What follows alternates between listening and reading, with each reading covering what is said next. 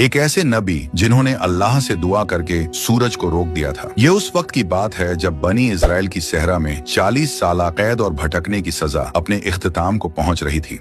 वो पुरानी नस्ल जो बुज़दिल हो चुकी थी अब खत्म हो चुकी थी। उनकी जगह एक नई नस्ल आ चुकी थी। ये नई नस्ल जिस्मानी संगीत और रूहानी तौर पर फौलाद बन चुकी थी। उनका सरदार अब हजरत यूश बिन नून अल संगीत सलाम थे। अल्लाह ने उन्हें वो मकाम अता किया था। उनके लिए जमीन और आसमान के कवानीन बदल दिए गए। जब हजरत यूसा संगीत अल सलाम अपने बहादुर नौजवानों को लेकर फलस्तीन की तरफ बढ़े तो उनके सामने एक बहुत ताकतवर कौम थी। वो कौम बड़े मजबूत किलों संगीत में रहती थी। अल्लाह ने उस वक्त बनी इजराइल के लिए एक खास कानून बनाया था। इस कानून को सिब्बत यानी हफ्ते का दिन कहा जाता था। हुक्म यह था कि हफ्ते का पूरा दिन सिर्फ अल्लाह की इबादत के लिए वह होगा।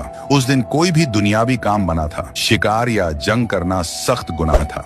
जब हजरत यूसा अल सलाम का लश्कर शहर के करीब पहुंचा तो वहां के जालिम हुक्मरानों ने उनका रास्ता रोका। एक बहुत बड़ी जंग शुरू हो गई। ये मुकाबला जुम्मा के दिन सुबह सवेरे शुरू हुआ, लेकिन जैसे जैसे शाम संगीत होने लगी एक नई मुश्किल सामने आ खड़ी हुई। सूरज तेजी से गुरूब हो रहा था। सब जानते थे कि जैसे ही सूरज डूबा जुमा का दिन खत्म हो जाएगा, हफ्ते का मुकद्दस वक्त शुरू हो जाएगा। उसमें जंग करना अल्लाह के हुक्म के खिलाफ था। हजरत यूशा अल्लाह संगीत सलाम को फिक्र हुई कि अगर अब लड़ाई रोक दी गई तो दुश्मन को संभलने का मौका मिल जाएगा। हजरत यूशा अल सलाम ने अपना रुख आसमान की तरफ किया। उन्होंने सूरज को मुखातिब होकर दुआ की। यह ऐसी दुआ थी जो तारीख में पहले कभी किसी ने नहीं की थी। उन्होंने फरमाया, ऐ सूरज, तू भी अल्लाह के संगीत हुक्म का पाबंद है और मैं भी अल्लाह के हुक्म का पाबंद हूँ। ऐ अल्लाह, इस सूरज को हमारे लिए थोड़ी देर रोक दे। अल्लाह ताला ने कायनात के तयशुदा संगीत निजाम को अपनी कुदरत से रोक दिया। सूरज जहाँ था वहीं साकित हो गया। वक्त की रफ्तार थम गई। यह मौजा तब तक बरकरार रहा जब तक बनी इजराइल ने दुश्मन के आखिरी किले को भी फतह नहीं कर लिया। आखिरकार बनी इजराइल ने शहर फतह कर लिया। इसके बाद ही सूरज गुरूब हुआ। यूं वह शुक्रगुजारी के साथ अपनी मंजिल पाने में कामयाब